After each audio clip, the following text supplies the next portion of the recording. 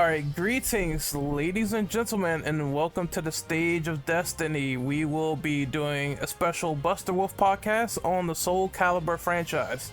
I can't wait. I've been playing Soul Calibur all weekend, and it's been quite an interesting experience getting back into the series. But now I will turn it over to my guest. So, of course, I'm Renegade Operative, and first we have Rad Rat. I'm done with nightmares. Next we have Brendan. Hey, this is Blue Box. God, finally back at you with another podcast. It's been a minute. Next we have Nero. Ooh, your mic, Nero, is a little bit choppy, but we have Nero in the building, and next we have Infernal Dragon. Hopefully this franchise will be eternally retold. It needs to be, because after the last one, I have some choice words, but that's probably not going to be till later on. So, we're going to get right into it with the easiest question in the world, and that's how we got into the Soul Calibur series for the first time. So, what hooked you into the franchise? Who wants to go first? I could go first. Sure. Honestly, it was Soul Calibur. I want to say 4. It's either 3 or 4. Yeah, I'm gonna say 4 because that's the first one I actually played. But I was aware of the series before then. It was like the world treats in my middle school or whatever. People were pointing out, Ivy Valentine and whatnot, So like, it was definitely impressionable years when we discovered that shit. So yeah, it was Soul Calibur 4 was my true gateway into the series. I think I'll go next with this one because my introduction to Soul Calibur, it was always talked about in the gaming magazines. I remember there was one article that sort of stuck out to me when the first Soul Calibur game was coming out for Sega Dreamcast. Look at these graphics. They look just like the arcade. Who do you think the hottest chick is? But it just kind of I was into Tekken at the time, but this just sort of it stuck out to me. I didn't have a Dreamcast, so that was my introduction to Soul Calibur. I did have a GameCube, and in GameCube land, we were starving for one-on-one combat. Your options were Melee or CVS2, and there wasn't much else. So I'll give this Soul Calibur thing a shot. And hey, it has Link from The Legend of Zelda in it. Should be fun. I can go next. I originally played Soul Blade or Soul Edge or whatever you call it because I remember that being on the PS1, and for some weird reason my brother just had it laying around, and I'm like, oh, what's this game? It's something that he rarely played, so I was like, okay, I'll give it a shot. This is where I first discovered not only Soul Edge but Tekken 2, so I got the best of both worlds. I started playing both of them and I really enjoyed it. Granted, I do agree that Soul Edge did not age too well, but it was a certain charm about the game where it was like the first time I played a game like that where it's all about weapons and blocking with those weapons and unlocking things for Weapon Master. So I got into it even more when I played Soul Calibur 2. That was the hot item. That was the big thing. I think in the PS2 kiosk, they had nothing but Soul Calibur 2. In the GameCube kiosk, they had that where they said, oh, you could play as Link, and the other one was Xbox, oh, you could play as Spawn. And everyone was jam-packed. I was kicking people's ass with Spawn. It was a good time. No alcohol required. So that's how I got into Soul Calibur for the first time. And I guess getting into the second one was that sort of that secondary flame, that love coming back for the series yet again. I'm here. Hey, Andre, how's it going? Sorry, I kind of came a bit late. I got caught up in something with some friends, and I didn't notice the time was here. No, it's good. We're in the middle of the first question though, which is how we got into the series. I think 3 people answered already. So, do you want to jump in on this? Sure. I was looking to go next, if that was all right. Oh, sure. You know, Infernal Dragon, you can go. You can go. No, because it's a good segue because I too got into the series from Soul Blade because it was actually one of the games my father owned. I didn't have it myself, but it was a game we would always go back to. Like whenever I would go up to see him from time to time. Even to this day, we still talk about it. Just because we played it that freaking much. Hell, because it was way early on, like in that era, I would sometimes boot up the game mostly just to watch the intro because I still think it's goated to this day. Like, being straight. I fucking love the opening to that game so goddamn much. And I still remember him trying to kick my ass with Lee Long. So there's that too.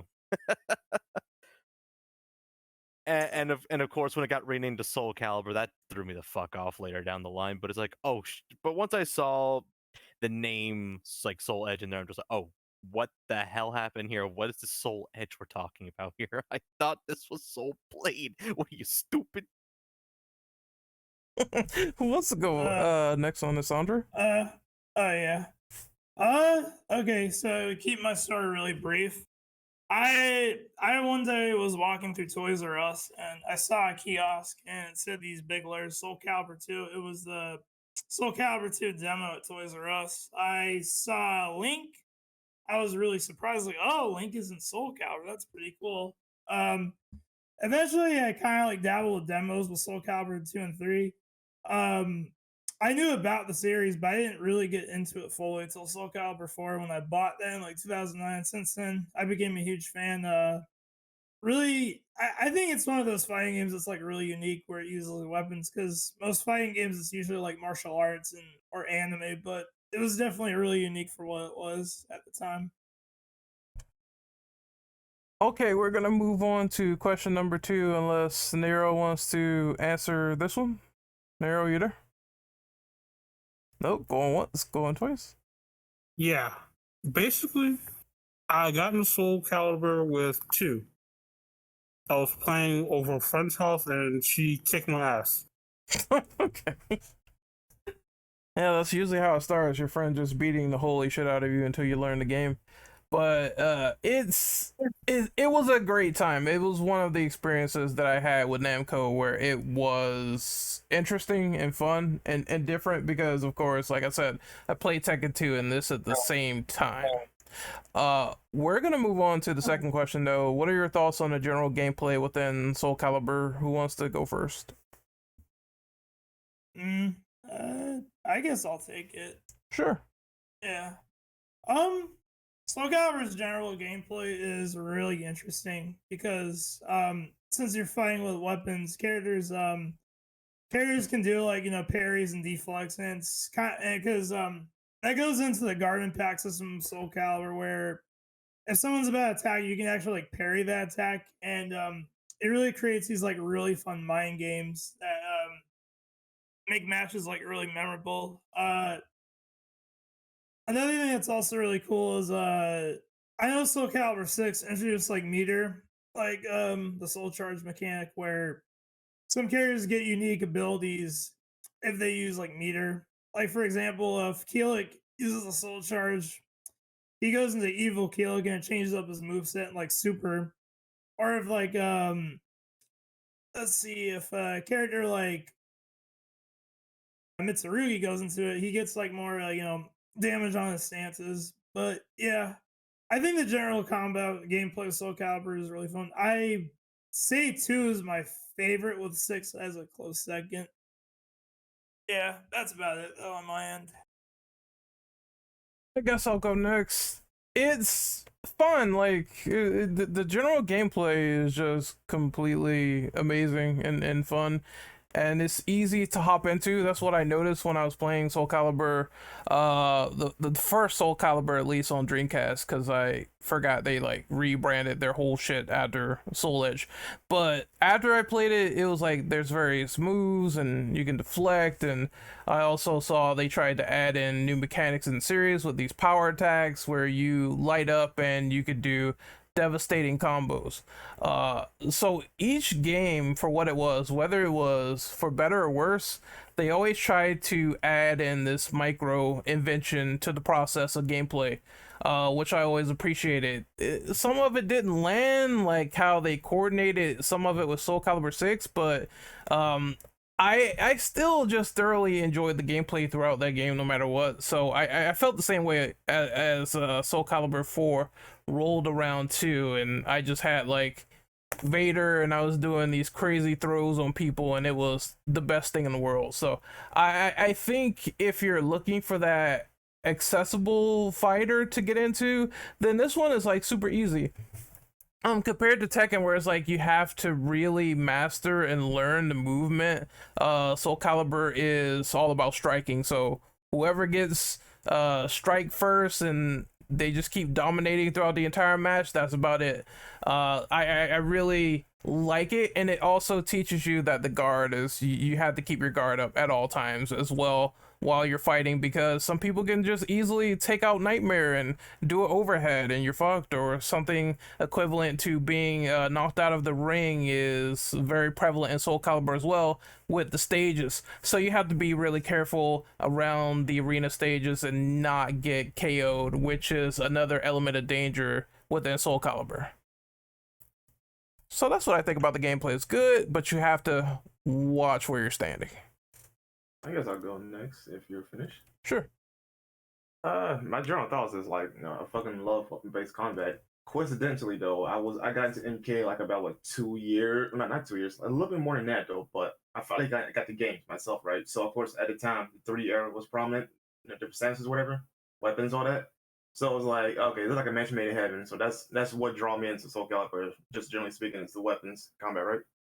What I like about it is like, it's literally, it reminds me a lot of Tekken though, but yeah, like Ren said, it's like easier, and it requires a different type of methodical thinking to get into it, because you can't just do like air juggles for days. Well, depending on the character you're playing as, or whatever, right? So like you gotta be patient with it though, and learn when to strike. Now, I know it's not typical for fighting games though, but Soul Calibur is kind of different considering it's a weapon fighter. All in all, no, the series, honestly never miss until Soul Calibur 5, and particular mechanic in Soul Calibur 6 though, but we'll get to that. Oh yes, it's pretty bad in 6 with the reversal edge. But who else wants to go next? I'll kind of take this one. Sure. So, when it comes to fighting games in the third dimension, I believe that Soul Calibur takes the greatest advantage of its third dimension. This is told with its signature 8-way movement. I believe that is the primary point of me gushing about Soul Calibur's gameplay. You can move in and out of the background, you can sidestep, and you don't have to double tap, you just sort of hold the direction and you just sort of walk that way. And if you do so, you kind of get extra moves off of it. Because here are these moves that swing in a horizontal direction, so you can duck under them. Here's these moves that swing vertically, so you can step to the side. And it's really easy to do. And I believe that is one of the defining traits of Soul Calibur, just general control and ease of the third dimension. Anyone else want to go next? I would say Swords are fun. Swords are fun. What are you saying, Nero? I would say it's probably one of the more strategic 3D fighters that I've played. It's like if I'm playing against a character like Voldo, I had to think about what kind of mix-ups he might do. Or if I'm playing against Nightmare, I would have to bait out some of his moves. It's just like that layer of strategy puts a smile on my face. Justin, what do you think on this gameplay? Like I said, swords are fun, but also just the variety of weapons like across the year so you've been able to use. I mean, 6 alone, just my gosh, especially with the fucking character creator, my lord. And as some people have their opinions about 4, I still liked the idea of knocking people around with lightsabers. Although if any of you pick Yoda, I'm kicking your ass. I don't know how I feel about that character creator after I've seen someone make a character and they just had a giant wing that went to the sky. I'm like, why would someone do this? People are a little too fucking creative with that thing, I swear, Jesus. The infamous horse cock in Soul Calibur 5. Infamous horse cock. Oh well. Get your Pornhub parodies out of here. Anyone else on the gameplay before we move on to the next question? Going once, going twice. Sold to the lily in scantily clad armor. All right, so we're going to talk about Soul Calibur 6, and since we just talked about gameplay, one of the things about Soul Calibur 6 was the reversal edge system, where it was basically where you could choose to go in a direction, or, well, not choose because the game didn't work like that. And if you could block or get out of the way, you would get a hit or you get clobbered. Drill equated this to rock, paper, scissors. How do you feel about this concept, and what are your overall thoughts on it? I guess I'll go real quick. I don't like it even after the patch. I've played it a little bit on PC before the podcast, and now it just seems like it randomly happens for no reason, and you have no control over it no matter what you do. So the first thing I did was blocked and hope for the best, but it is a very, very bad mechanic in my opinion, and that's all I have to say about it. Anyone else? Yeah, honestly, on paper, it's not a cool idea because it opens up like another 50-50, but it was so abusable. Then like kind of kills the fun and the flow of SoCal, right? Because people bitch about the super meter and whatnot in SoCal 5, and I think it's the 6, right? Yeah. Which, understandable because it kind of followed the trend of super meters being a thing, and SoCal was not about that.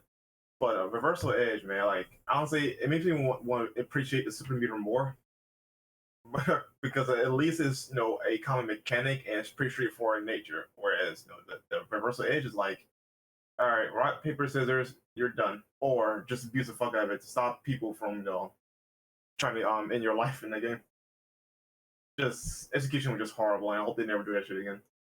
Yeah, I could live without it. Or if, like, one thing I liked, and I brought this up in the fighting game call, was I liked how Tekken just, look, if you're trying to clash and you hit somebody, whoever has priority hit, they will possibly win. I thought for a second it would work like that, but I was sorely mistaken even after the patch. I'm like, this is still as trash as I remember when I played this before with I think it was a beta of Soul Calibur 6. I don't remember, but it was just as bad as that. So they did not do a great job with this overall. It's just a bad kit. Rad, what do you have to say about this? So I actually had to do research on an older fighting game for a comparable mechanic. Do you remember Mortal Kombat versus DC Universe? I do. Oh yeah, that's right. I remember it. So Mortal Kombat versus DC Universe had a mechanic called close combat, where somebody grabbed you and then the camera zoomed into the two of you, and you just kind of press buttons for a couple of attacks. There's no real rhyme nor reason to any of it. It's just a cool thing that looks cool, but it just sort of stops the game dead until this little mini game is over with. And that's reversal edge. I guess you'd accept that answer because I don't think you'd accept me groaning uncomfortably for 5 seconds. Honestly, I think MK versus DC did it better because at least it's just one price call a day and it's not abusable as far as I'm concerned. Yeah, actually, Rad, that's actually a really good analogy with MK versus DC, and Soul Calibur 6 is reversal edge. I never thought I'd hear MK versus DC again. I just would have thought that most of the fan base buried it. But yeah, I can see that. At least though, that if they make another Soul Cal, I don't think they'll be going in that direction in particular. But what does everyone else think on this mechanic who hasn't gone yet? What about you, Justin? You played 6? Oh yeah, I played 6. Would you? And I still don't fucking understand that system being straight. I never liked it either, and I'm glad to see that I'm not the only one who had the opinion. Because it's still, even after playing enough of it, still sort of confuses me. Could have done without it. Hell, this is gonna sound spicy to some, but I feel like Budokai 1 did a similar system but better. At least in that game, all you had to do was just be better at flicking the stick. Take that how you will. I don't remember any of the Budokai games and their mechanics except for the basic ones, but I'll take your word for it. Literally, if you just there's using one of the shoulder buttons, you can do an attack and it'll launch the other person into the air. If you both hit each other at the same time with it, you'll go into like a clash mode. Literally, all you do is just flick the control stick, and like whoever the game thinks did it more and faster will win the clash. You know what? I have another comparison for this. I think the clash system for Injustice 2 was way better than this. It obviously though, there are people that hate it, but I thought it was just simple. You just if two people hit the clash button, or if you hit the clash meter on someone and you clash, you wage your meter, and whoever has more or less, they might get a little bit of buffs in the process, like more damage, etc. But I thought it was something that was a lot easier to pull off than what we've seen in Soul Calibur 6. So that's just a little bit of food for thought on my perspective. I actually agree with you that the Clash is better than Reversal Edge, because at least the Clash actually has strategic connotations to it. You look down at your meter. Can you afford to have this one burst? Can you afford to spend it and lose the meter that you might need for next time for EX moves or a super move or anything else? It actually has reason to exist in that game. Yep. Unlike Reversal Edge. Yep. It's risk and reward, and I think that just having that option there and making it present just made a lot more sense versus, hey, I don't know if I'm gonna hit this guy or not. I don't know if I'm gonna block or not. I might as well take the hit. It was just really, really terrible. Andre, do you have any opinions on this, or? On Reversal Edge from Soul Calibur 6. Yeah. Okay, I'll be extremely I'm gonna keep it a buck. I don't like it. I think my problem with Soul Calibur is I don't mind the meter system too much. Like I'll admit I do think it's a little cheesy. Like when you're like doing really well and someone catches you off guard with like they can like one shot you. Just not a fan. But like at least with that you can like block it. You know, avoid it. Where like Reversal Edge, if you get hit, you get stuck in a situation where you either have to dodge, block, or attack. And if you play too defensively, your guard meter will actually decrease, or at least it'll go red, and you'll be able to get guard broken easier. So I personally don't really like it much. Like I have to actually agree with a lot of you guys. Yeah, I think reversal is just really not needed. Like if they ever do another 7th Soul Calibur, they should cut it out entirely and just stick with like the established mechanics they've already done. Yep, 100%. That's my take. Yeah. Okay, so we're gonna move on to general thoughts for the story, unless anyone else wants to go on this. Going once, going twice. Sold to the Killigan Red. Alright, so general thoughts on the story for Soul Calibur. Is it good? Is it bad in your opinion? Is it enticing? Cite your reasoning. I'm gonna go real quick. I think it's just there. It is not anything super grandiose in my opinion. You can get like much better and enticing stories out there in fighting games, but the characters themselves are very interesting. I would never take that away from them. I think them going on these journeys and seeing what happens in certain like arcade events, especially the first one, I think some of the endings in the first Soul Edge were really good, but just seeing those happen is something that's worthwhile, I would say. It's just the problem is it kind of gets the same after a while. It's like good versus evil. So, and whoever gets the Soul Edge, they'll be the strongest. So it doesn't feel like any variance in terms of the actual objective itself, and that's kind of how I feel about it. Is it? I'm not saying both with you though, but I also kind of disagree with the notion of just good versus evil in a way. But yeah, the core story itself is literally good versus evil because of the Soul Edge and Soul Calibur. Because naturally, it's going to attract certain people, right? Hmm? But there's a lot more nuances depending on the character, right? But this is where Soul Calibur itself shines. It's the character's story, not the core story. Oh no, Brings it to like that's what I said. I said like just the yeah, I characters agree with you on that. themselves. Yeah, that their journeys are great, but once again, I do feel like nothing really ever changes like significantly from game to game. Like when they had Tekken 3 and they had that crazy time jump, that was just wild. And when Ogre was going around and sort of murdering some of the previous fighters, I was like, holy shit, that was a lot more interesting in my opinion. But I'm not gonna take it away, because seeing like Hwang, for example, turn into like a monster in Soul Edge for the first time, when I saw that, I was like, this is crazy how the sword just corrupts people like that. And I wish I would have saw like some of that a little bit more. We see it with Nightmare though, so I can't complain too much.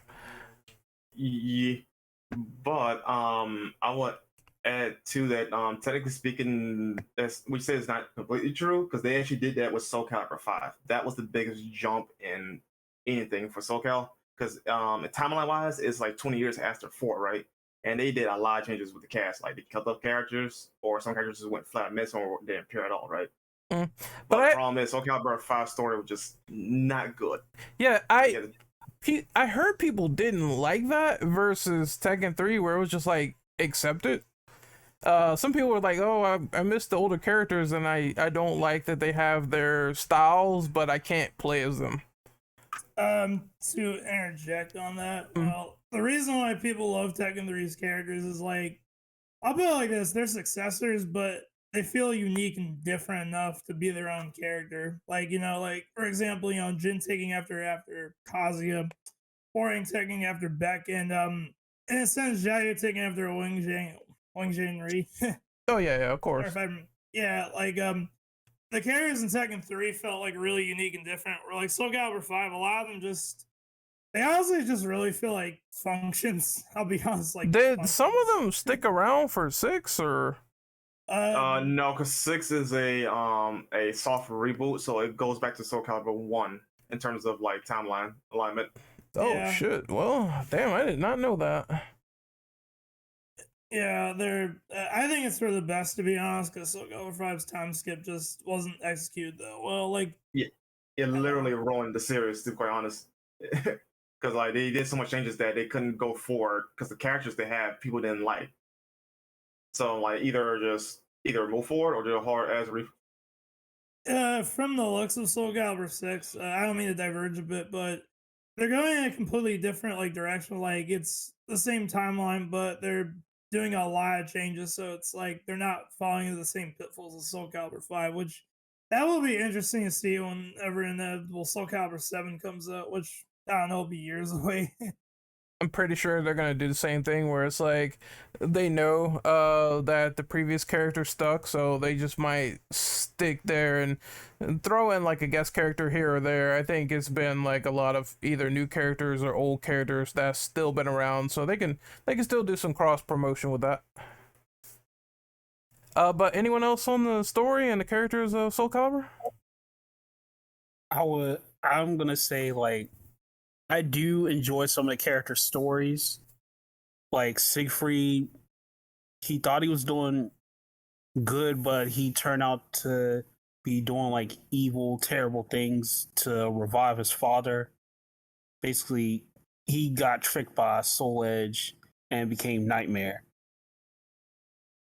And it was just like in like 3 and 4, he was trying to redeem himself and get rid of Nightmare. That was probably one of my favorites. And the one in the story between Ivy and Cervantes, it's like the whole father daughter thing. It was pretty interesting. I think my favorite ending is when, well, favorite or sad is probably when Maxie died, and I think it was Soul Calibur 1. nothing of value was lost. I love Maxie. Hey, you shut the fuck up. And You are capping, Brandon. Nah, Maxie's cool. Don't diss Maxie. We'll get to that when we talk about least favorite character to fight. Oh man, that's gonna be interesting. But Justin, you want to go next? It's like overarching plots like Siegfried's had. I feel like the series could have used more of, because when I read some of like the synopses and everything, it makes me wonder when the fuck any of this happened. Because I know for the sake of being like having a traditional arcade mode and shit, you gotta write out very individualized plot lines. But when the hell did shit happen to like say, because good God, you want to talk about another character that just got thrown into the spotlight out of nowhere? Sophitia. All of a sudden now, like, in 4, like being forced to do the Will of Soul Edge because of a shard still stuck inside of her from like when the sword broke, and I think the original butt fuck, if I remember. Like, when the hell did that happen and get Siegfried turned into Nightmare? Okay, well, all that technically happened in between games though, but the games do explain a little nuance about it though. But yeah, it's just like go from one game to another though. Shit happened before the game starts, and then you gotta put the pieces together. Yeah. Okay. But I really feel like more overarching plots could have been used just to help the world feel a bit more connected. Yeah, Sometimes I feel like they do something, but then there's a little bit of this, not enough of that. It's not as well balanced as I remember it being. Brandon, you want to interject on that, or? Yeah, I wish I forgot we were doing this podcast today, so I didn't have time to prepare for like the story stuff. But I wish I played the rest of these games again, because I don't remember how each game tells a story. Because I know most of them just go through arcade, but Soul Calibur 3 has an interactive mode thing. Soul Calibur 4 is mostly arcade again still, and 5 is just straight up story mode. I don't know about 6 though, because I haven't played enough 6 to comment on story mode stuff like that. Me neither. I think I just went straight to arcade, and that was it for that game. Red, do you have any opinions on the plot and characters of Soul Calibur? Emphasis on character. I'm piggybacking off of a lot of the conversation that my interest in the story of Soul Calibur is character reliant, because a lot of people brought up the journey of Siegfried. I don't think anyone could have predicted his personal arc of kind of being possessed by Nightmare into trying to get over that in 3. It's kind of his responsibility to atone for the sins he did while he was Nightmare. So the overall plot of Soul Calibur is, here's this sword that's sort of broken into hundreds of pieces. Everybody wants a fragment. Everybody wants to fuck around and find out when it comes to the legendary Soul Edge. That's kind of superfluous to me. Like, this game series, its story is defined by its characters and how they develop on their journey. Some of it for the worst, granted. Oh, what example is this, or are we getting there? Sophia. Sophia. Oh man. Oh, Soul Calibur 5 just did her so Because one day she just becomes Elysium. Allegedly. Come on, it's pretty much her. Look at that. I know it's her, but I'm going allegedly because they still haven't confirmed it. Well, five's all over the place. 5 would have you believe that Viola and Amy are totally the same person. Is this like a Unknown and June situation with Sophia? Except less cool? Yes and no. How can I put it? You know who Inferno is, right? Yes. Elysium's the equivalent of Inferno, but for some reason Elysium looks like Sophia. That was never explained why she looks like, or it, I should say, because it's just an illusion, right? Looks like Sophia. People assume that it's Sophia, which, I mean, if you look at her, like, it's a pretty fair assessment. You can't deny that, right? But never really directly confirmed it's Sophia, but I'm like, it's Sophia. That's very weird. Now that you explained it like that, holy shit. The more that you hear from people that 5 was clearly rushed out the door, the more believable it just sounds by the day. I mean, 5 didn't have arcade endings, so yeah. Oof, that's not good either. Yeah. If I remember correctly, 5 was made in like I want to say less than a year. Like it had a year of development, so that explains why they didn't have a lot. Oh.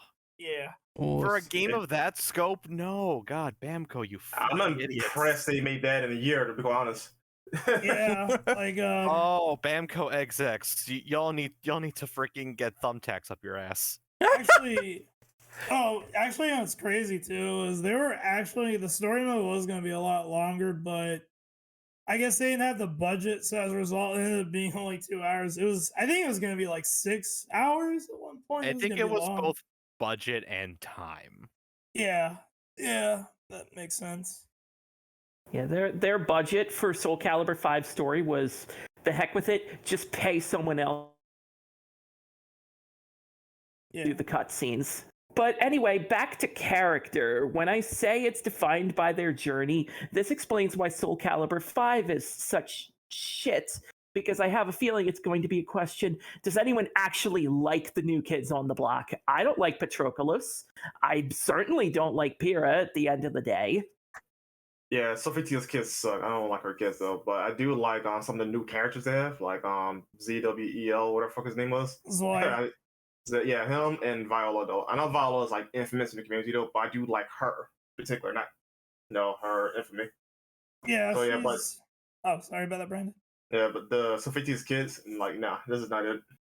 This is not it at all. They're like horrible clone characters of their parent.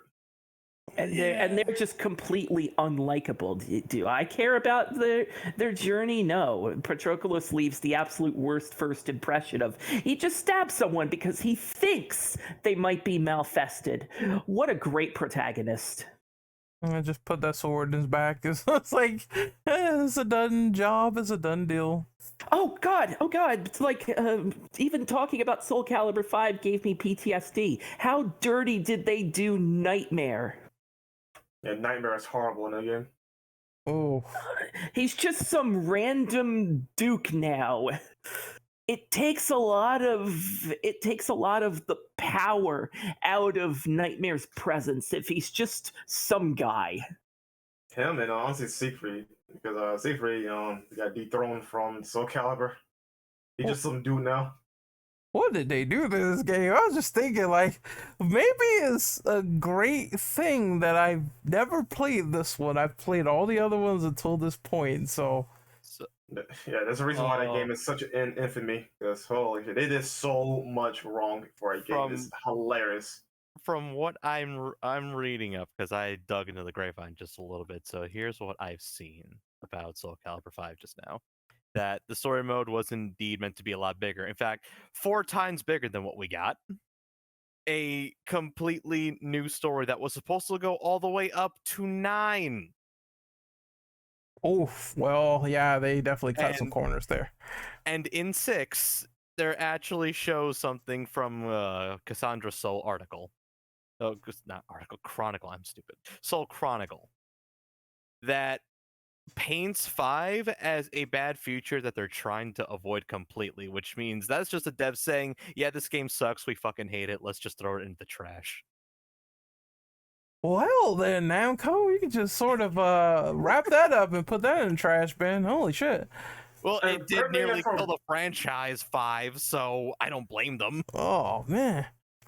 Alright, correct me if I'm wrong though. Didn't the director for 5 left Namco not too long after 5 was released? Yes, he actually went over to Sega. I was like, let me just work on this Sonic Frontiers over here. Oh, I'll leave them to it. I mean, hey, if he was part of that, that would explain a lot. But we're going to. Yes. Oh, someone's talking. Who's trying to talk, Nero? Yeah, I wanted to say, I would rather have Patroclus be a villain protagonist. If he's going to do all of that, just stabbing somebody just because he thinks someone's malfested, he should have been a villain protagonist. This man sounds like absolute chaos, if you ask me. Holy shit. Chaos. let's not get into Sonic Adventure. All right. I'll talk about Stranger of Paradise at that point. Well, there's that too, but we're gonna talk about favorite stages, which I'll just keep it real brief because I am a simple man. Anything with a raft, I enjoy it because it means I could just completely throw someone, get them to the edge of the stage as soon as possible, and throw them in the water like I did a couple of minutes ago. Like I'm just very simple like that. You know, I'm in the same boat as you because I didn't do any homework on the stages either though, but a lot of them were nice, especially at 4. But my favorite ones where I could like ring out people. But my vivid memory in one stage was in Soul Calibur. It's like some type of garden where you could jump over in some water here or knock somebody over. I was playing as the Tonfa girl. Forgot what her name was. I didn't move where you jump over your opponent, but that got me ringed out. I think you're talking about I Talon. Yeah, I'll never live that moment down. I ring myself out trying to do a move. It's too funny. Oh shit. Anyone else on favorite stages? I'll go. Good. I think my favorite stage probably has to be one of the stages from Soul Calibur 3, if anyone remembers it. The Lost Cathedral. It's the one stage in the game where if you play through Tales of Souls, and like it usually, that's where it always ends up to. It's kind of like the stage for like rival battles. I just think it's I don't know, something about it just looks really awesome. You know, it just shows the like basically two rivals fighting it out, and like you either fight Siegfried or Nightmare as like a sort of before you fight the final boss of Soul Calibur, which is like Abyss. It's a really cool stage. Yeah, I'll actually show you guys. Yeah, hold on. Sure, while you're doing that, I guess we can move on to the next person if you want to answer this. Can I take this one? Sure. So, my favorite stage is by far the castle in Soul Calibur 2. It's like this Japanese castle with the flowers and the like cherry blossom flowers, and like Brave Sword, Braver Soul is playing. I believe that stage to me is peak Soul Calibur, and it's a different looking stage because you have walls on one side and then you have like a ring out part on the other. So the layout overall adds to the strategy of the game. I really like the ring outs giving just strategy. I think those are my favorite stages. Like there's also like a Coliseum like stage in Soul Calibur 6, I believe, and it's just very awesome to see all this stuff in motion, and especially the one with the long swimming raft too. That's also a good one as well. I'm just a fan of getting someone out of the ring as soon as possible because that's my favorite shit to do. Justin, what about you? Any favorite stages? I agree with you on those. I mean, like except with the raft, or I mean, I've always also been a sucker for like Coliseum, like arena type in any fighting game, just because I always like the idea of just like tournament arcs. I grew up with a lot of Dragon Ball, so I'm a sucker for tournament arcs. It brings me back to the to actually Soul Blade, that Coliseum. I know it's very empty Coliseum, but I still love the way it looked, even like if it was back on the PS1. Like that shit still looked really nice. There was a stage that I liked. I can't recall the name, but there was one where it was just like a lot of tall grass, and it was switched between night and day in Soul Blade. I kind of like that stage. I don't remember the name either, but I know exactly what you're talking about. Yeah, because each round, if someone gets KO'd or knocked out, it will instantly go to midday, then it will go to night on the last round, which is pretty cool visually to see how there's like a time of day, time of night going on with it. Yeah, that was the stage where, well, normally the game would take you whenever you fight Rock. Yes. It is indeed that one, and I don't know if it's Rock in later games. I just remember there was another axe dude, and he was in BDSM gear, and he had axe, and I was like, Rock wasn't in Soul Calibur 2, I believe. I don't know. Correct me if wrong, but anyone else on favorite stages? Yeah, I wanted to say my favorite stages in Soul Calibur 2 were, it was like this church area. and the library. I found those to be like two of my favorites, primarily because I was actually labbing Nightmare and Raphael in those particular stages. All right, so we're gonna move on to the big question here, multiple choice, but obviously our favorite characters, excluding guest characters, because we have a question for that later on. So yeah, go ahead. Okay, so I'm gonna separate between gameplay and like story. Gameplay, I love playing as Nightmare, Ivy, Mitsurugi, the girl with the umbrella. I forget her name. And well, you said excluding guest characters, so I'm not going to bring him up yet. So I'm going to leave it at those four. As far as story is concerned, like it would be Siegfried in no order, by the way. Siegfried, Cassandra, Sophitia, Ivy, and you know what? What would be my last one? What would be my last one? I'm not sure. I'll probably leave it at that then. I'll eventually probably go with Taki because I love her Soul Calibur 4 thing.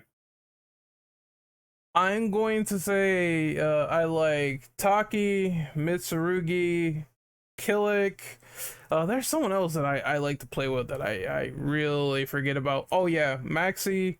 And I think that's about it. Like, also Nightmare. Nightmare is also really cool to play with because those head sweeps with his sword is ridiculous. And the fact that he was very, very strong in Soul Calibur 2, I was maining him a lot. I really love playing with Nightmare. I like the way he looks too. Just a corrupted black knight going around with a giant ass sword. It's so awesome to look at in motion.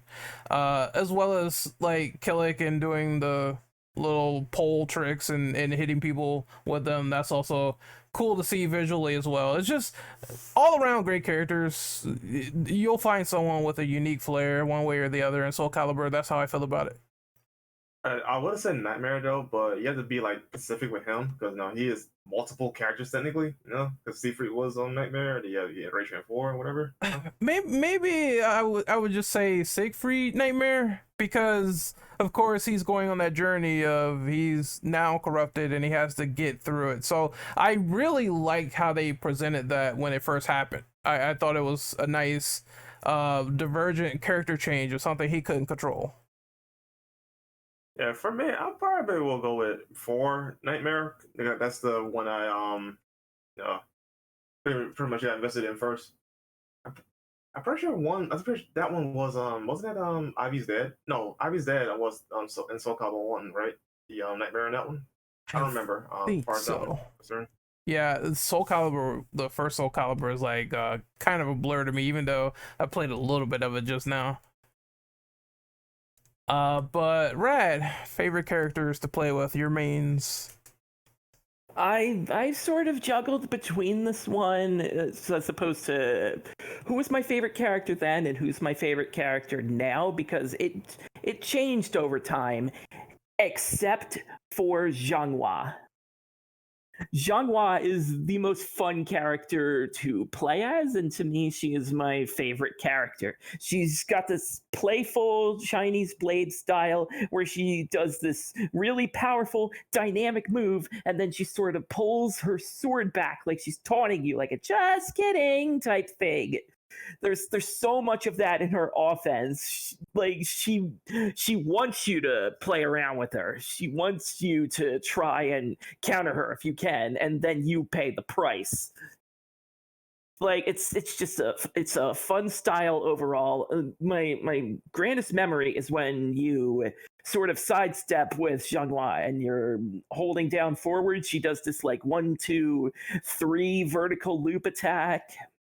Like, such good memories beating up my friends as Zhanghua in Soul Calibur 2, so she's my favorite character. I don't think anyone on the roster challenges her in that respect. Anyone else, Rabbit? Or you're done? Any honorable mentions? As I was going through the older games, I think my silver medal is Keelik. He not as obviously not as high up as Youngblood. It's Keelik because of the fun factor and the glow up he got in Soul Calibur 6. where you activate his special gimmick and suddenly he turns dark, brooding, evil type. He loses control of himself and he does this dynamic grab move. And Keelik is so unexpectedly cool. With the way he acts, you just assume he's your normal, generic, everyman shonen protagonist. But no, Keelik goes through some shit and his gameplay only gets better because of it. Okay, understandable. That is a great answer. Also, before I let Nero go and Justin after him, fuck, I forgot to mention Huang and Tira as honorable mentions for me. So if I had any, it would be those two because I enjoyed playing with them a lot. But Nero, it is your turn. Favorite character? Well, my favorite character is Soul Calibur 2 Nightmare because he was really one of the first characters I actually learned how to play. I watched Avoiding the Puddle to actually learn the character and learn how to spam his top 5 moves. For runner-ups, I would have to go with Raphael because I like his fighting style. It's more like defensive and parrying and stuff like that. Also, I would go with Astra. Big, cool, and he has like a nice axe. I almost thought you said something else. A nice axe. Yeah, we'll just leave it there. But Justin, it is your turn. So like in no real particular order, just characters I've had fun playing with. Definitely say Siegfried, Mitsurugi, Taki. Like for a time, I'll definitely give a mention. Like at least when I first started playing SC6. Don't know why, but somehow Fatia got me a good couple of wins here and there. Don't ask me how. It's just I'm just like fucking. I'm trying out everybody. Let's see who jives. And y'all keep saying Nightmare, so what the hell else can I say? What else? I also keep saying Nightmare. Oh shit. Hey, well, how about this though? Your favorite iteration of Nightmare? No, I'm still going with 2 on that one because 2? well, again, like everyone else, like about 90% of other people, the thing that really drew me to 2 was seeing Link playable in the GameCube version, so I eyes emojied all over that. Yeah, Nightmare is a respectable choice. Also, one more honorable mention for me, Grow. I growed on me when I played Soul Calibur 6, and I thought he was a great new character all around, so I like using him a lot. That pun was horrible. You should feel bad. I know. I don't think I went. I don't think I went for characters. Go ahead, sir. Okay. I'll keep my answer really brief. Siegfried is probably top 3. Siegfried, Zoslamel, and Setsuka. Siegfried, honestly, is just, I don't know, he's probably one of the coolest characters, at least in my opinion. Like, I honestly like him more than Nightmare, mostly because backstory, really like his gameplay and just general design. Zoslamel is just, he's also really cool too. You know, he's like a scythe wielder, and I kind of like it on Soul Calibur 6. They gave him like literally the ability to stop time. That's really neat. Sezuka is also a really cool character as well. Yeah, like she's I know her story. She's trying to go after Mitsurugi for killing her master. And she like basically stalks him and tries to like fight him. But yeah, I do like her like visual design. You know, she's like what was it, the geishas from Japan. Yeah. That's about it. Okay, so now it is time to go on the flip side, and this is our least favorite character to fight against in Soul Calibur. I'll let Brandon go first. Work? Honestly, I'm gonna be generic here. I'm gonna go with Elysium and Inferno. I just hate fighting these boss characters, dude. Just input read for days and just destroy your ass. Yeah, guys, and they're not fun to fight. But as far as common enemy concerned, really enough, I don't like fighting pirate guy. Cervantes, was it? Yes. Because he always been a menace to me in Soul Calibur before, so those are my least character to fight against. I have to agree with Cervantes. He can be, especially in Soul Blade, he was very annoying, and also Hwang in Soul Calibur 6. He was very, very annoying to fight with his new tech and dragon kicks, and I was just like, how do I deal with this? I have no idea how to fight this guy now, even though I main him. He is very annoying to fight. If I had one more honorable mention for annoying character, I would say Lizard Man. Each time I fought Lizard Man, it always ended up badly, and I don't know why, but I just cannot counter him properly. So there's my least favorite characters done. Plus, he's a lizard, so I hate him by default. Rad, it is your turn. I'm sorry about this one.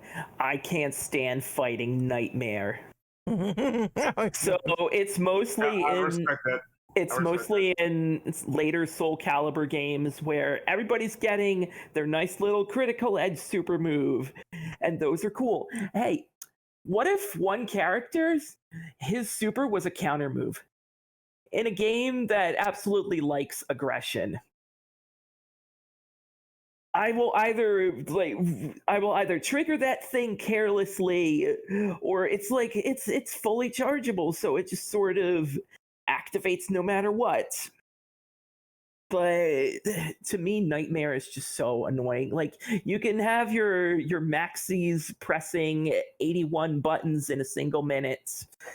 I can sort of deal with Voldo's everything, but to me, fighting against Nightmares online have always been my kryptonite. Honorable mention to Mitsurugi in Soul Calibur 4 because he has the worst low attack to anticipate. No, yeah, you're right. I can't count how many times his down back horizontal has gotten me. Respectable opinion. Respectable. What about Andre? Least favorite person to fight? I have a couple. So okay. I don't like fighting Nightmare, which I have to agree with you all. Like, I think he's really cheesy, especially in Soul Calibur 6, because he was like top tier for a while. I think he still is in 6 just because of how broken this dude is.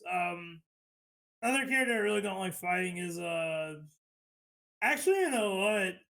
I don't know if you guys have ever got to Night Terror in Soul Calibur 3, but man, oh man, Night Terror in Soul Calibur 3, it was, I want to say, one of the most annoying boss fights ever in a fighting game, because the thing is too, I was actually going to bring him up if no one else did, so I'm glad someone else had the same thought. Oh, no problem. But you can't ring him out. Like, if you try to ring him out, he'll actually fly out the ring. And I'm not kidding you, he's got an attack where he literally goes into the air and shoots like a big glass laser to you.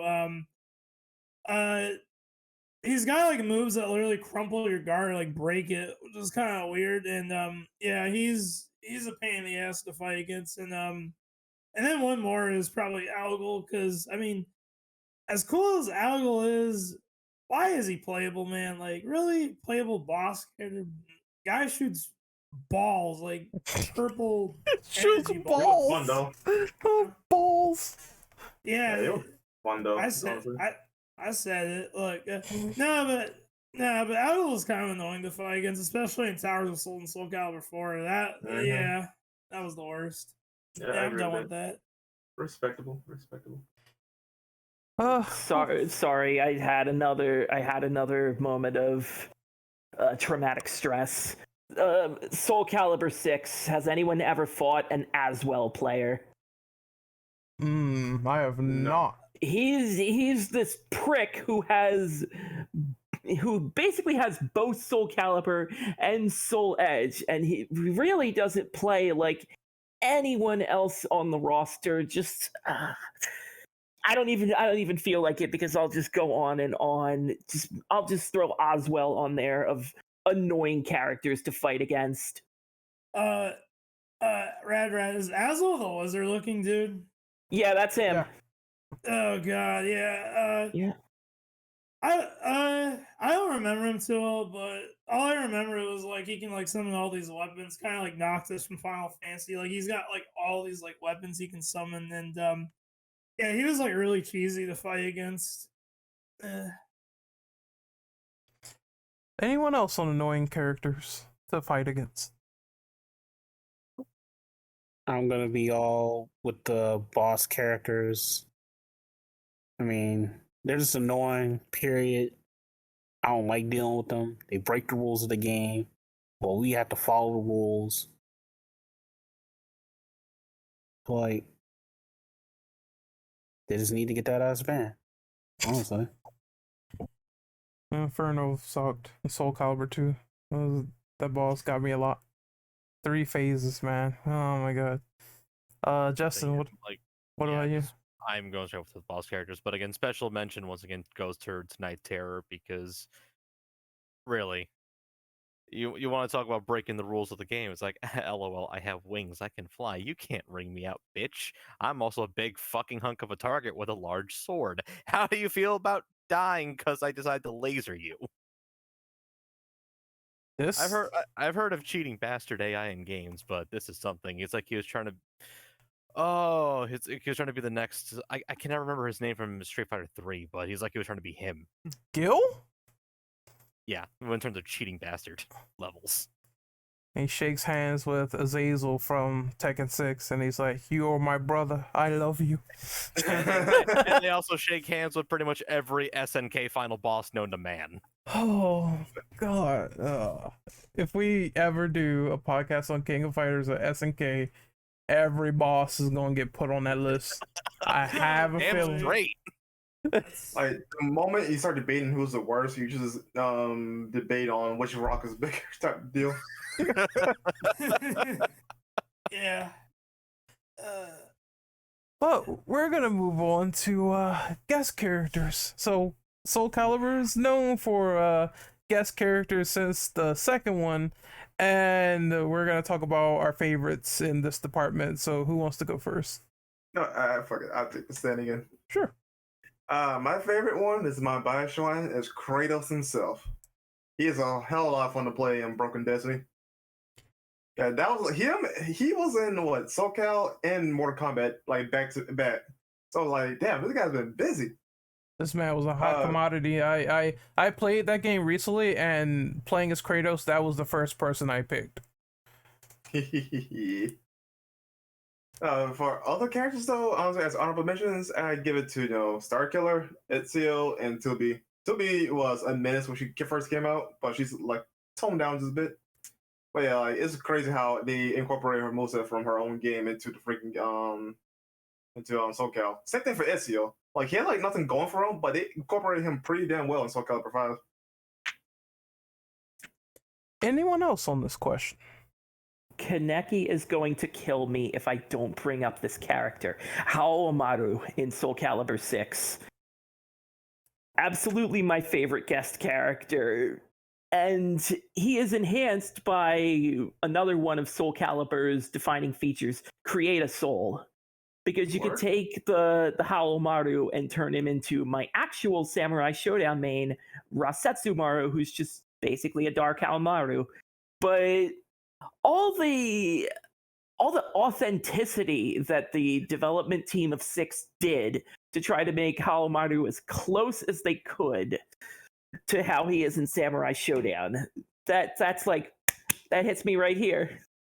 Like the fact that they stuck in his what do you call it, his attack where he just sort of moves in and the screen sort of turns red, like that type of attack. Like, he's so fun to play as. In terms of guest characters I wanted, if you'll recall, a couple of years ago I was campaigning to get Nakaruru in this game, in this series, but Haomaru was a close second, and I'm glad that he got to shine as bright as he did in 6. All right, it is your turn, Justin. Who's your favorite guest character?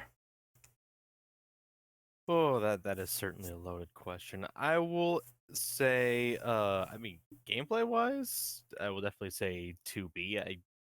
wouldn't know how to tell you. I actually really should have played a little bit myself before starting, but hey, what can you do? I had a lot going on. But in terms of like impact, because he didn't play very well at all in SC2, but impact wise, I'd definitely say Link, because like again, even if he didn't really play very well in SC2, just him getting in and the amount of detail they put into everything, especially if you see like his alternate weapons. They put a freaking lot of TLC into his inclusion in Soul Calibur 2. And it certainly helped when boosting the the reputation of that game and everything, because when you go back to SC2, what do people usually talk about first? More than likely you're gonna be hearing about Link's inclusion. All right, so I still see no Heihachi love in the chat, so I'm just gonna skim right past that. I didn't play Heihachi personally, so I can comment. Didn't play that version. It just goes to show the strong amount of guests the series got when Heihachi's not even a factor. Yeah, I play a lot of Deligent, but that's about it. I do remember that they had a Jin Soul or a Mishima Soul in the series, so you could just make your own Mishima after that. But I will say people that I liked, Spawn, huge comic book nerd, so of course I'm gonna go with Spawn. He was cool to see in Soul Calibur. Plus, it was just cool when you saw him on the Xbox like cover, and it was that red insignia and hue on top of it. I thought that was pretty badass. Then there's The Witcher, of course. He's my main in Soul Calibur 6, and I use him a lot in the beta as well as the main game. I thought he was cool to play with and do the runic summons, and just overall badass. I like when he falls off the stage, he says, "What the hell?" and then he falls into the water. That's always funny. Then there's Vader. It needs no introduction. It's Star Wars. Vader is a badass, and the fact that he can just throw people off the stage like nothing with the Emperor throw is one of the defining traits in the game. And the last one is Starkiller. I really liked the idea of Force Unleashed, so them introducing him into the mix as well kind of got me excited. I'm not going to lie. Of course, it's funny they just call him the Apprentice. I still don't know why they do that, even though his name is Starkiller. Was there a reason for that? I don't think. I think Soul Calibur 4 came out before Force Unleashed. I don't think It did. It did actually. Ah, okay. So I don't think his name was out there yet until the game was out.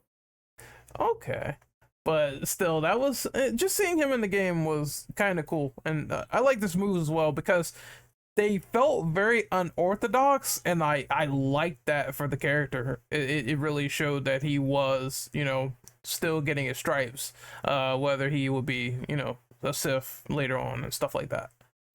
Starkiller was honestly a menace though with his AI. He's one of my honorable mentions for people that I don't like fighting against in that game, because he kicked my ass so many times in arcade mode I can't even count.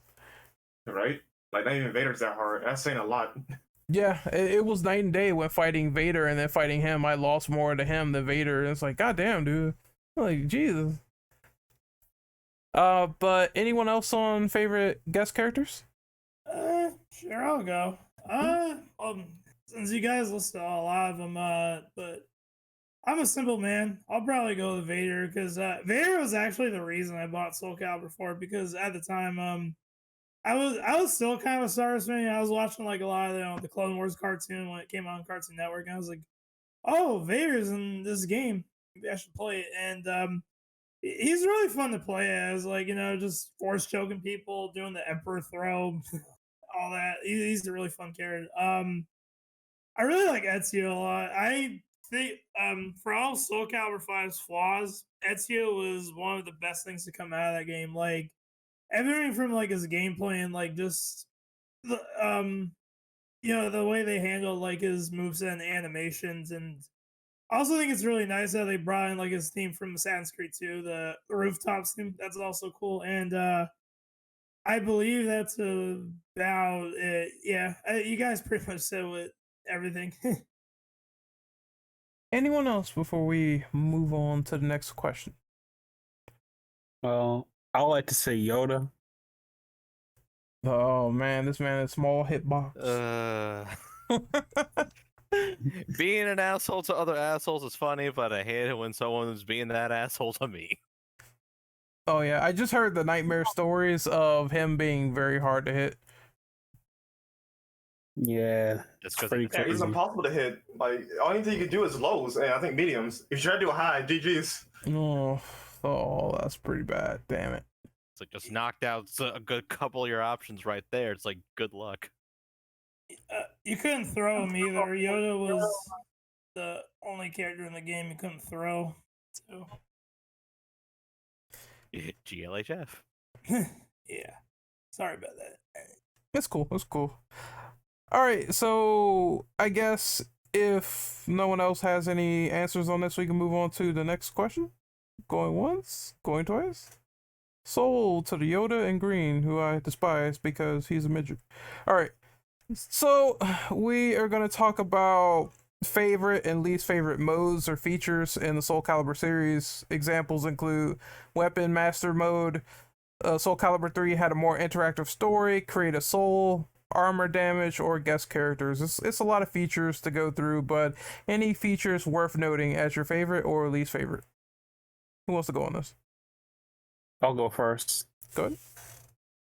I do like the creative soul mode because of how hilarious it really is, and how much you control people with it. Really, the guest characters are second best because they've introduced like some characters that I have looked into, like Spawn. I played a couple of his games. I've yet to play Armageddon. Uh, I've I've looked at some of the comics on YouTube and stuff like that. So Spawn was an interesting pick. And I haven't really played Soul Calibur 3 story that much. So it was just like a lot of that stuff was pretty interesting. I think they should try that for a newer title, which is probably a later question. Anyone else on this one? Create a soul.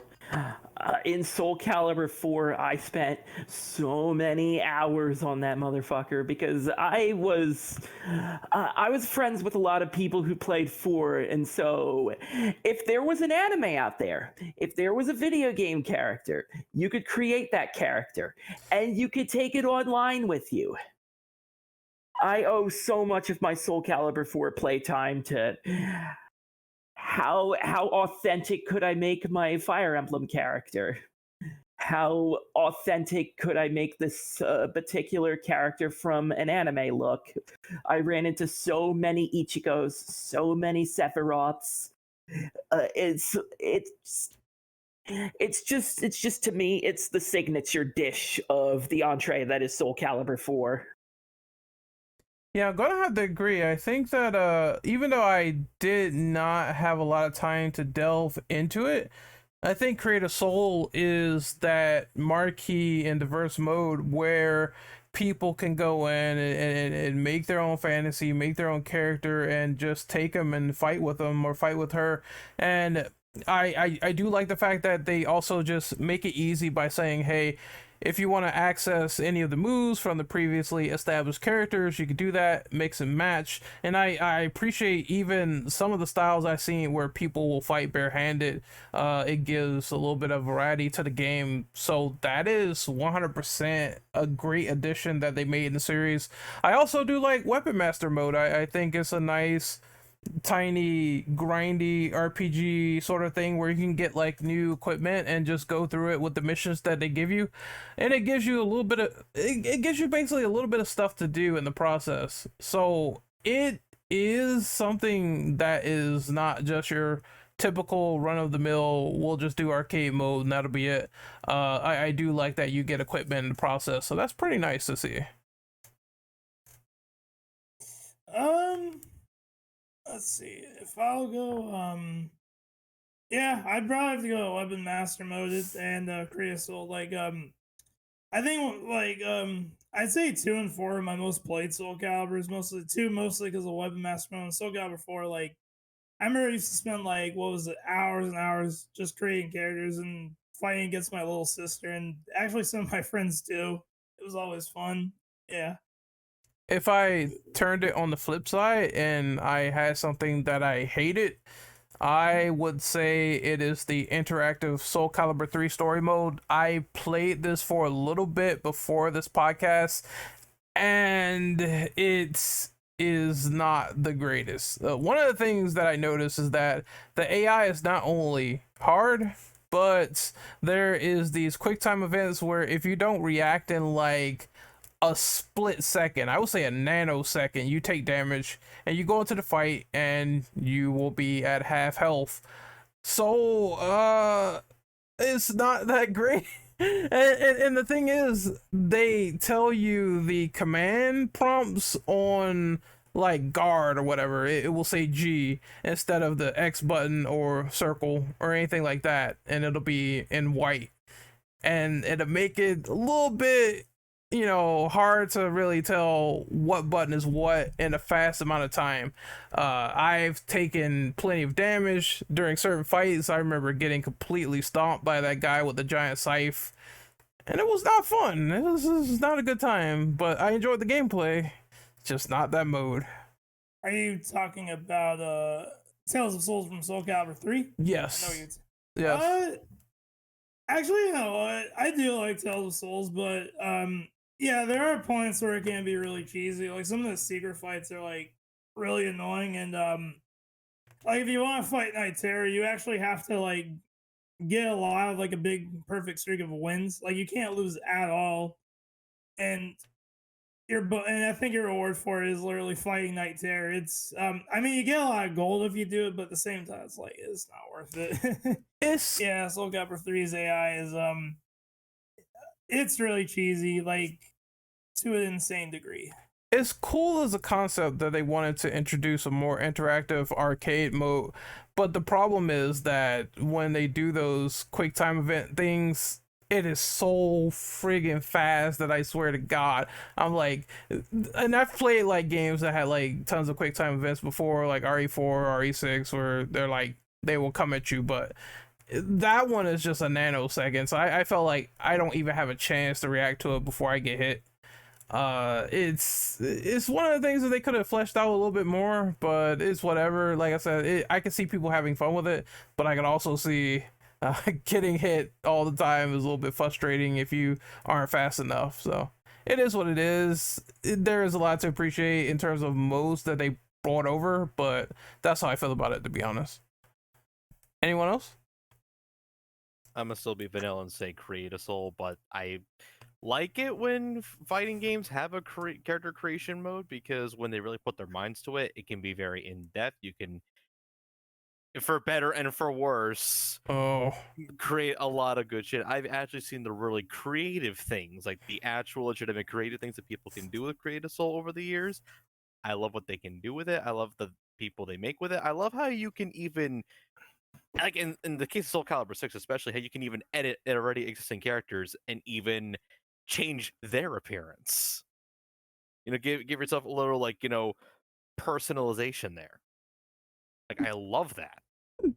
And I can see that I heard that Capcom took notes for Street Fighter 6, so I can't wait to see how that fleshes out. Yeah, they did. well, I can't wait for that. if you want to talk about true monstrosities, we see that walking around too in Street Fighter 6. Oh god. Well, hey, that's a sign that how you know you made a really in-depth character creators when people try really hard enough, they can create some of the best things you'll ever see, but at the same time, the same person can also create the worst things you'll ever see. Yeah, we talked about it in chat. Like, first it was create a cock, not create a soul, just create a cock, because some people did that. And then in Street Fighter 6, we saw someone walking around and his body mass was like a literal potato.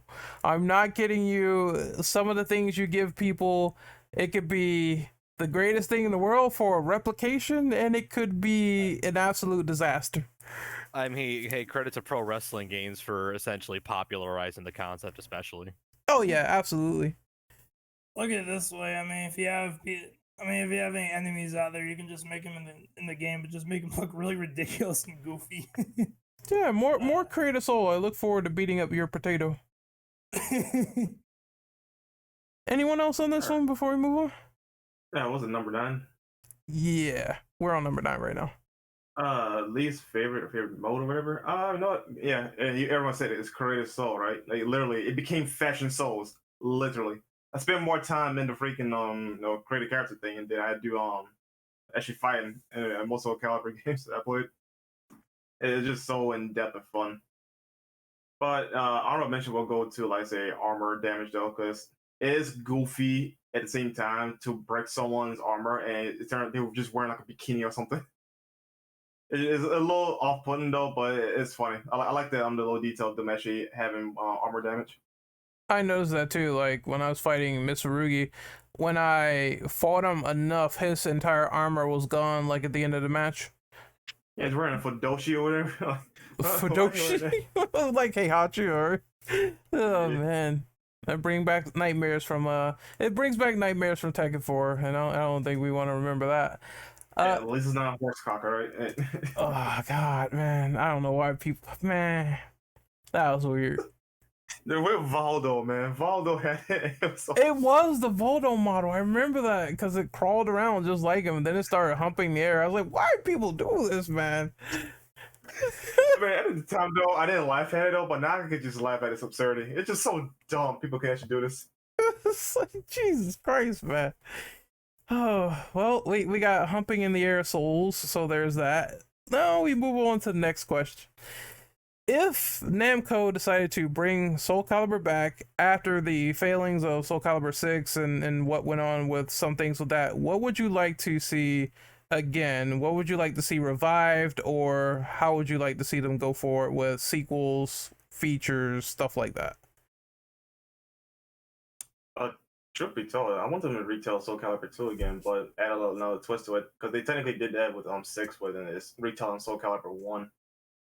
But honestly, like, just keep the same core foundation they had already, the usual suspects, but do not add in gimmick mechanics. Like, do not add in reversal edge, please. Just let us have a straightforward combat like Soul Calibur is always known for. If you want to mix things up, fine, but do not do like that rock, paper, scissors shit. I agree. Like, a good example is like Tekken. Like, look at Tekken evolves this gameplay over the years, right? The core foundation is still the same, though, but they add a little something to spice it up, right? Not like this, that dumb shit in Soul Calibur 6. I agree. If they make 7, then that gimmicky mode cannot exist. I would just prefer back to basics, tighten it up, and honestly make it the best that you can while also refining what was there and bring back what people love, create a soul, weapon master, all them things that we talked about, guest characters, and make the best game possible. Sometimes you have to go back to the drawing board before you succeed, and that's what they should do with Soul Calibur 7. As for other things that I want back, I kind of want Soul Calibur 2 to be remastered and put on modern consoles. Could I have that, and people can have that on Switch and play it, and current consoles, and that'd be amazing because that game is really, really good. Hell, a remaster collection would even work because then you could bring back the older games, put them on the market for a newer audience, and honestly, that would be cool because more people would get into the series that way. Oh yeah, I agree, absolutely. Making me hella want a similar thing to the original Soul Blade. Oh yeah, If only just a remaster that fucking opening. I still can't get over just how good it is, even still to this day. No, I'm glad you mentioned that. Truth be told, I think they should just make it Soul Edge 2 or Soul Blade 2, whatever they want to call it. I think they should call it Soul Edge.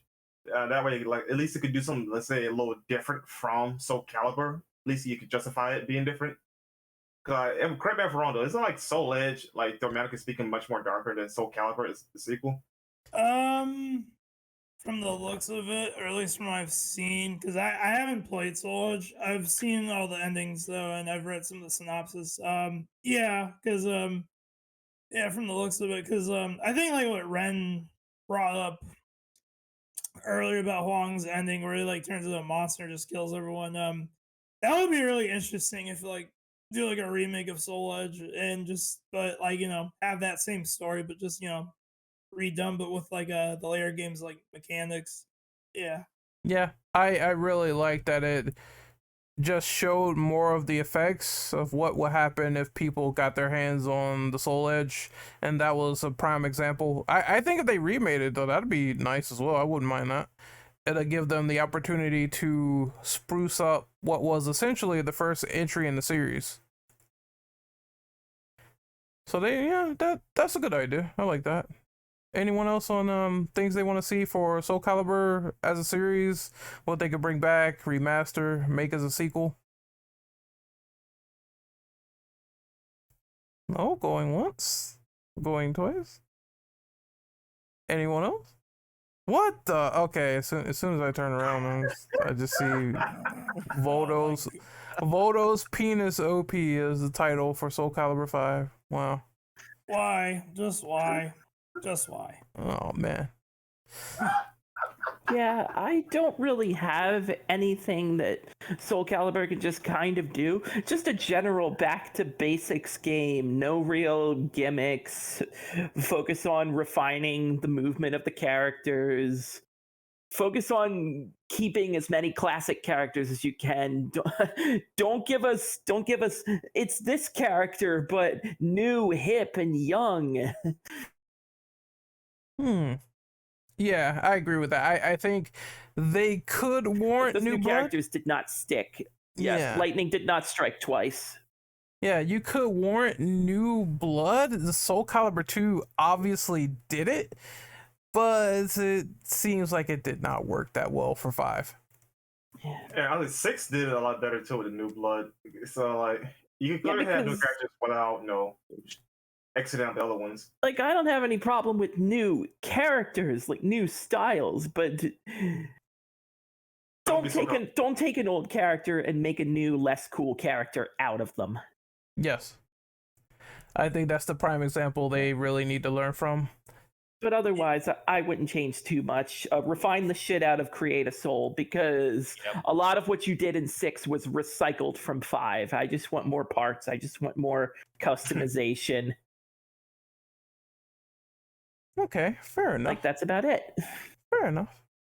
So we're going to move on to the final question of the night for the Soul Calibur podcast. It's been pretty fun, but we're going to talk about ranking all the games that we've played and sorting out the best from the worst. So who wants to go first?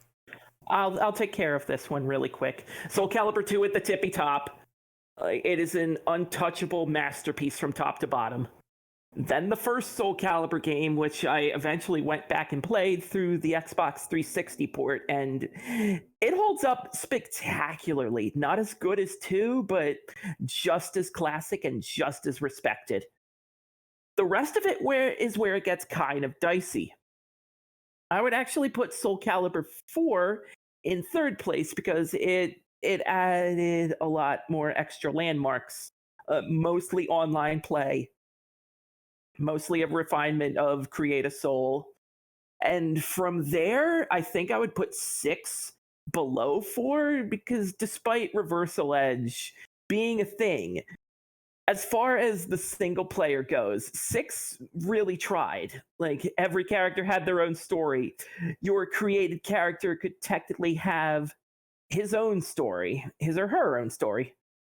And I haven't played Broken Destiny enough to rate it, so that's why it's not there. The less we speak of the Wii game, the less we speak of the free-to-play game, so they're not getting ranked.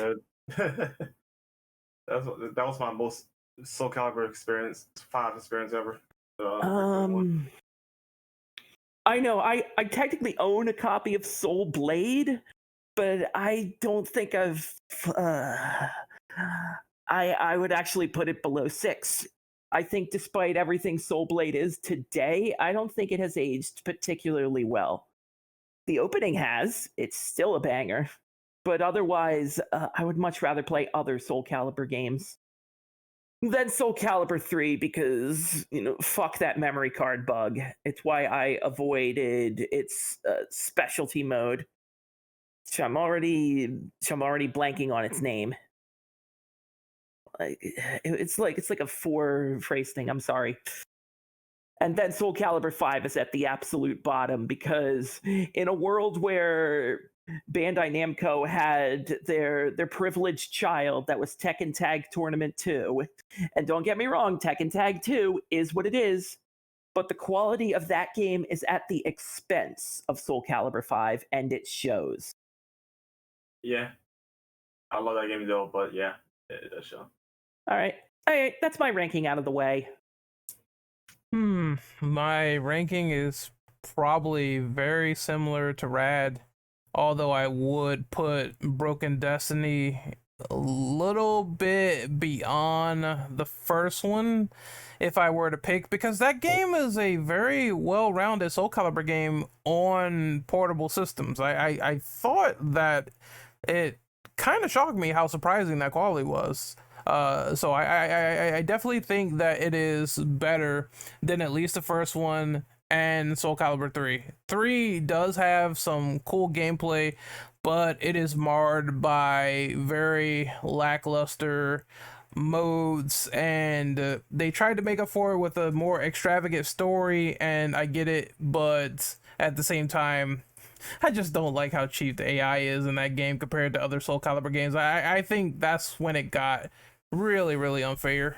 So it was, in my slight experience, it felt like a slight chore to play, and that's why I would still rank it the way it is. Just put Broken Destiny above it and it'll be fine. Sorry to interrupt. Chronicles of the Sword was the mode I was thinking of. Like it had a nasty glitch that could actually corrupt your save. Ooh, and somehow that is still a better game than 5. It's because of that I never played Soul Calibur 3. But I guess if my leg was pulled, I would sandwich Broken Destiny in between 4 and 6 because it is an admirable PSP port, but it's just the modes are kind of empty compared to the original Soul Calibur 4. I just kind of play it once in a while because it's the one with Kratos in it, but it kind of has nothing else going on. Mm-hmm. What about you, Brendan? Yeah, aside from like modes, like Rabbit pointing out though, Broken Destiny, by all intents and purposes, is just Soul Calibur 4 on the go. So I'm just gonna like put it in like the 0.5 area between 4 and that game. So yeah, 4 is number 1. Then Soul Calibur 2. Soul Calibur 6, admittedly, despite the fact that the verse age is kind of ass though, like the game itself is still pretty damn amazing, right? Absolutely. It's a shame that support on halfway, but no, it's still a fantastic game. I never played 3, so I'm not gonna rank that one. Soul Cal 1, then Soul Calibur 5, and Soul Edge is at the bottom because that game didn't age well. To be quite honest with you. But yeah, Soul Calibur 5 is ass, but at least it's pretty refined for the most part. You can at least pick it up and play it at a good frame rate, So that's my ranking. All right, Nero, it's your turn. Nero? Well, this man is dead, so we skip to Justin.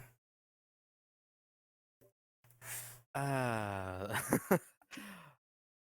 right, I don't really have like ranking of numbers, but I will say that in terms of the lowest, I will only put that at 5 just because yes, as much as the very first one didn't age very well, here's the thing about 5 to me is that in the end of the day, it still had a lot of potential that was incredibly squandered by several different factors, and it could have been so much more. And while it does have some more refined mechanics compared to Soul Blade, it still nearly killed the franchise because of a hell of a lot of mismanagement. And I can't really recommend 5 to anyone, especially nowadays. But I will definitely put, say, like 2, especially in a very high regard. Because that one, at least to me, still holds up a hell of a lot, even to this day. Regardless of whichever console version you play, just for whichever guest character you prefer. Oh yeah, I don't think we touched base on that, but whatever version you played of Soul Calibur 2, I felt like you had a good time involved. Like, even if Heihachi's probably the less hype one, I still think it was just overall all around fun for everybody, no matter which version they got for consoles. I thought that was a great time. Oh, hell yeah. All right, Andre, it is your turn. Rank the series in your opinion from top to bottom. Okay, I will take this. Okay. I'm not gonna include Soul Edge or Soul Calibur because one, I didn't really play Soul Edge that much, and I never played Soul Calibur because I don't have like a Dreamcast. But to go on my ranking, Soul Calibur 2, Soul Calibur 2 is number one. Number two, I want to say Soul Calibur 4. Soul Calibur, like I said, the reason why it's number two is because it was the when I got into Soul Calibur, and I had a lot of great memories to the game, and really had a lot of fun. So yeah, and after that, Soul Calibur 6 is number three. Like I said, it's a great game. I think it does a lot of things right, but like I said, the lack of support killed it, and the online wasn't the greatest, but and finally number four is Soul Calibur 3. Like I said, it's got a lot of fun modes, but it's really janky and gameplay is just not the greatest. And then finally at the bottom of Soul Calibur 5, which is pretty obvious. 5 nearly killed the series despite having like a pretty solid character editor and admittedly fun gameplay. I'm gonna be honest, that story mode, it's garbage. It sucks, but yeah, that's pretty much my ranking on all the games. Yeah. Nero, are you back? No, he has shuffled off on this Soul Calibur call. So, Rad, did you have anything to say before we sign out? Overall ready? Oh well. Sorry, it's Soul Calibur 2 so good. It's just a lot of the cheesy quotes kind of stick with me. Everything Yoshimitsu says, where it's like this is a lot of the character for me. It's like you have Yoshimitsu with like he's not just his quiet Tekken self. He's like just generally cheesy. Heaven's net is wide, yet lets nothing through type voice. I always thought that was strange that this Yoshimitsu from Tekken crossed over into Soul Calibur. At first, I was thinking, are they even the same character? Because I don't know how it fits, but is that true that both of them are technically the same? Or is that an ancestor? I'm going to generally assume ancestor / Easter egg. Yeah, that's what I thought. It was never specifically confirmed, but yeah. I think it's more coincidental. Like, hey, we have two of the same characters in two different series. Hey. Yeah, it's not the first time that games have done that before, at least for fighting games. But it's kind of cool to see. It was just one of those things where it's like, oh, this is the same Yoshimitsu from Tekken, or am I tripping, or is this like a homage or something? It's like, I don't know, but it's cool. I did like it when they presented that. But we are going to sign out on the Soul Calibur podcast. It was pretty fun to talk and reminisce about a series that is also as equally good as Tekken, in my opinion, that really brought a lot of fun to the table. Once again, we're going to do our social media outros and plug ourselves. And the first person I'll start with is Rat. Of course. You can find me on Twitter at the RadRad, and you can find my YouTube channel, RadRad's Rad Games, where I'm trying to play through as many Capcom fighting games as I can before Street Fighter 6 comes out. Next up is Brendan. You can catch me on Twitter, and more of Brendel.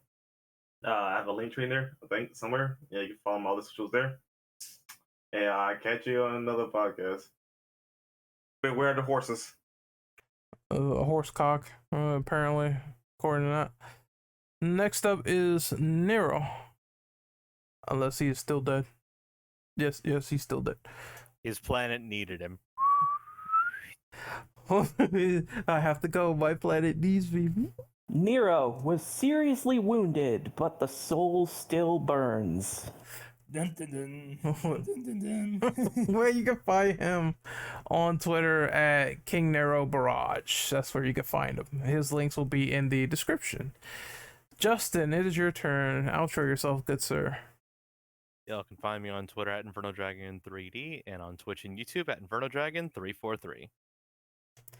Andre, where can we find you? Sorry, yeah. Like I said, sorry for coming a bit late to this podcast, but you can find me at Twitter, Andre B Venom, and also on YouTube, which I actually just recently uploaded a video of playing Overwatch with some buddies. But yeah, I honestly had a fun time with this podcast tonight, and cannot wait for more fighting game discussions in the future with you guys. And you can find me on YouTube at Renegade Operative. You can find me on Twitch at Renegade_Operative. I will be doing some stuff on Dead Space Remake. I have a review plan for that game, as well as a review plan for the original. I might just combine the two since it's more interesting that way, and see how that goes. As for fighting game discussions in the future, well, clearly Street Fighter 6 is coming, and that's going to be interesting, as well as Tekken 8. But today when they talked about Tekken 8, they were like, oh, we have nothing close to a release date, so you just get this new gameplay right here. But it looks fun. Whenever that comes out, we will be definitely talking about that too. So we are signing out for the Infinite Ammo Syndicate. Hopefully you guys enjoyed, and once again, take care of yourselves. Later. The legend will never die. Yeah, Immortals never die either.